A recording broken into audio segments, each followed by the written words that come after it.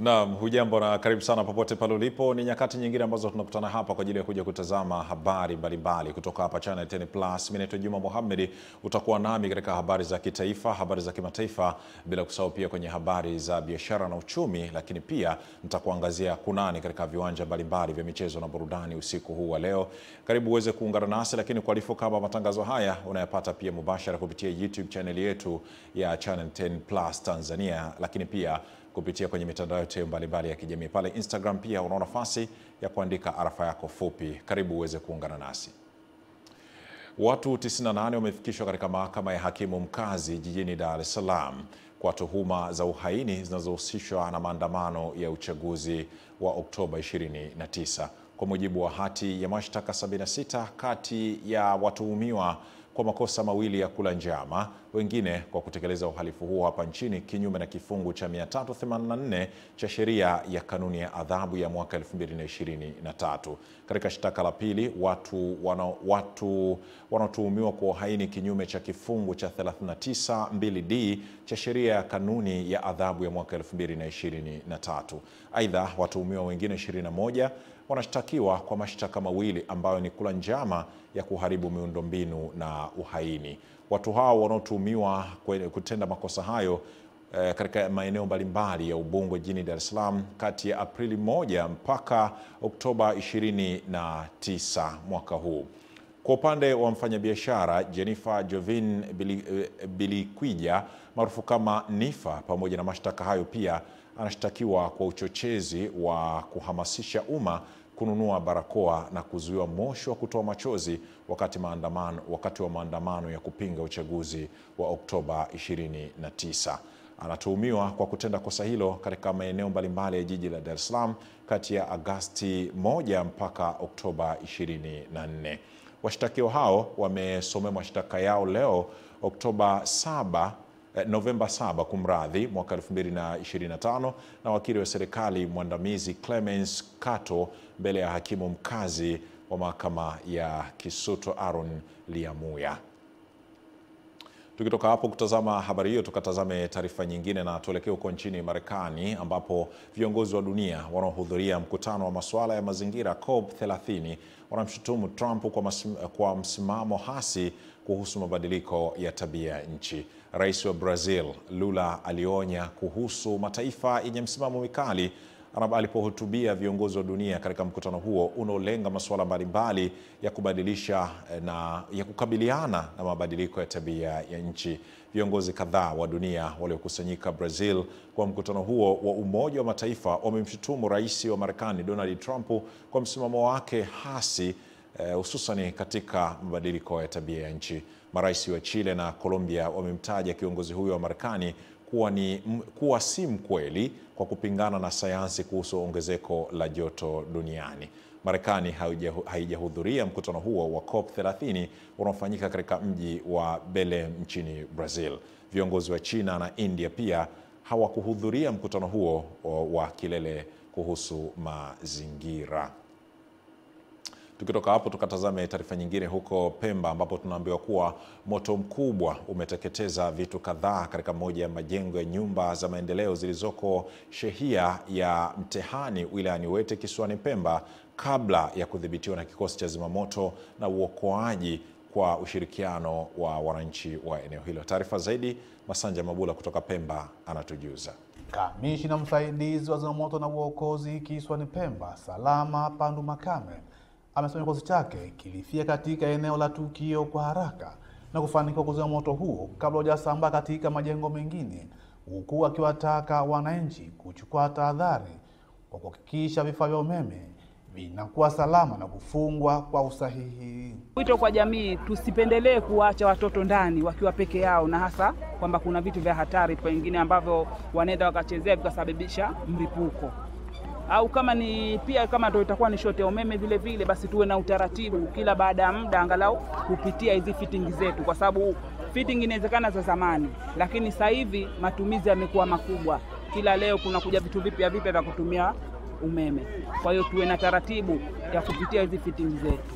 Kaimu mratibu shirika la nyumba kisiwani Pemba Ali Muhammad Hamisi amesisitiza wananchi kuwa waangalifu wanapotumia vifaa vya umeme majumbani, kwani uzembe mdogo unaweza kusababisha maafa yasiyotarajiwa.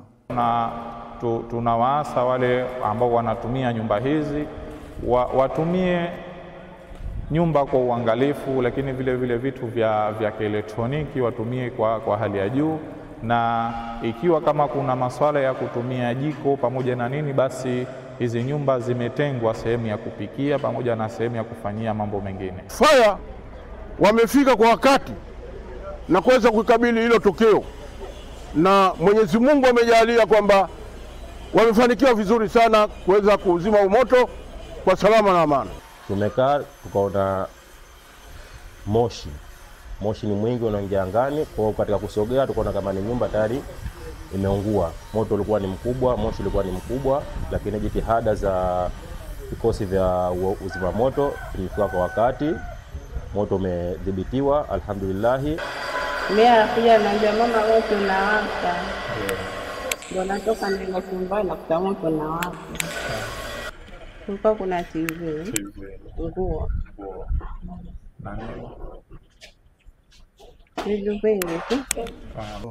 Ni Masanja Mabula, Channel 10, Pemba, Zanzibar. Na asante Masanja Mabula kutoka Pemba. Kwa sasa tukaangazie taarifa kutoka Jeshi la Kujenga Taifa JKT, ambapo Jeshi la Kujenga Taifa JKT limeonya wananchi wanaoanzisha akaunti za mitandao ya kijamii kwa kutumia jina la jeshi hilo, makambi na nembo ya jeshi hilo, na kuwataka kuzifuta mara moja. Taarifa iliyotolewa na Kurugenzi ya Habari na Uhusiano makao makuu ya JKT ilibainisha kuwa kuna tabia ya baadhi ya wananchi kufungua akaunti za kugushi na kutumia jina, nembo na majina ya makambi ya jeshi hilo na kuainisha umma kuwa akaunti hizo ni za JKT. Akaunti hizo zimekuwa zikipakia maudhui yenye kuleta taharuki kwa jamii kuhusiana na shughuli zinazofanywa na JKT. Hivyo wahusika waliofungua mitandao hiyo ya kugushi kwa kutumia jina la JKT, nembo ya JKT na rangi za JKT, namba za vikosi, majina ya vikosi na kambi ya JKT wameamuriwa kuzifunga mara moja. Watakaokaidi agizo hilo, hatua kali za kisheria zitachukuliwa dhidi yao, huku wananchi wakikumbushwa kuhakikisha wanapata taarifa sahihi za uhakika zinazohusu jeshi hilo kutoka makao makuu ya JKT kupitia vyombo vya habari, mitandao ya kijamii, tovuti ya JKT na mitandao ya kijamii ya JKT. Tukitoka kwenye taarifa hiyo tukaangaze habari nyingine kutoka LATRA, ambapo tunaambiwa kuwa mara baada ya safari za ndani na nje ya nchi kurejea baada ya changamoto wakati na baada ya uchaguzi, Mamlaka ya Udhibiti Usafiri Ardhini LATRA imewataka abiria kutumia mifumo ya kisasa ya ukataji wa tiketi, kwa maana ya tiketi za kimtandao, unaompa wigo mpana wa uchaguzi wa aina gani ya usafiri anaotaka kutumia wakati wa safari yake. Mkurugenzi mkuu wa LATRA CPA Habibu Juma Suluo akizungumza na waandishi wa habari jijini Dar es Salaam amesema jumla ya abiria 8,500 wanasafiri kila siku na kuwataka abiria kutumia tiketi za kielektroniki kwa uhakika na usalama wa matumizi ya vyombo vya abiria. Tupate nafasi ya kumtazama na kumsikiliza wakati akizungumza na waandishi wa habari hivi leo. Hakikisha namba ya gari inafanana na ile ambayo umeiona kwenye simu yako. Dereva na jina lake na namba ya simu ni ile, na pia wakati wa kulipa ile nauli yako tumia ile namba ambayo umeitia ile gari, kwa sababu hizo ndo zimesajiliwa rasmi, gari na picha yake, namba pamoja na dereva. Vinginevyo kuna watu wanatumia akaunti za watu wengine na sio salama sana. Vitendo vya kihalifu vinaweza kufanywa na watu kama hawa ambao wanawezekana sio waaminifu. Kwa hiyo tunasisitiza sana kwa ajili ya usalama wenu, kila mmoja hakikishe matumizi sahihi ya tiketi.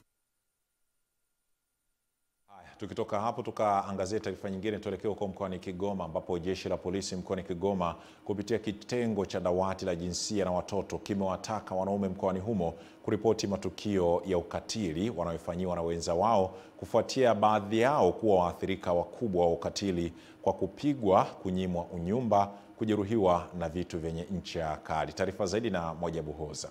Kauli hiyo imetolewa na mkuu wa dawati la jinsia na watoto Jeshi la Polisi mkoa wa Kigoma, mrakibu msaidizi wa Jeshi la Polisi Michael Mjema, wakati wa kikao cha mpango kazi wa kutokomeza ukatili dhidi ya wanawake na watoto.